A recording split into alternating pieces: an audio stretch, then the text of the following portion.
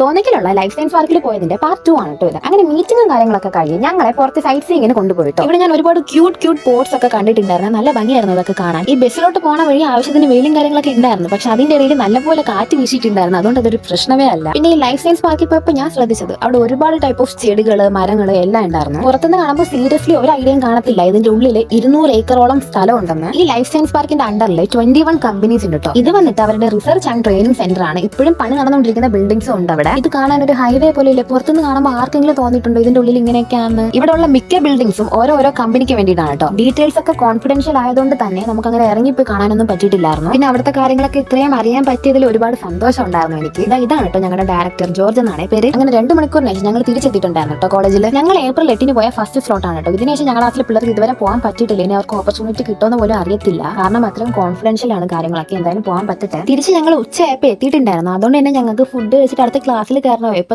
Lift നിറച്ച് MBA കാരാണ്. കാണുന്നുണ്ടോ നിങ്ങൾ? എന്ത് ചെയ്യാനാ? എല്ലാവർക്കും എന്നെ ഭയങ്കര പേടിയാമോ ഒക്കെ പൊത്ത് നിൽക്കുന്നു. പിന്നെ ശരി എന്നാ, താങ്ക്സ് ഫോർ വാച്ചിങ്. പിന്നെ ലൈക്കും കമന്റും സബ്സ്ക്രൈബും കൂടി ചെയ്യണം കേട്ടോ. ശരി.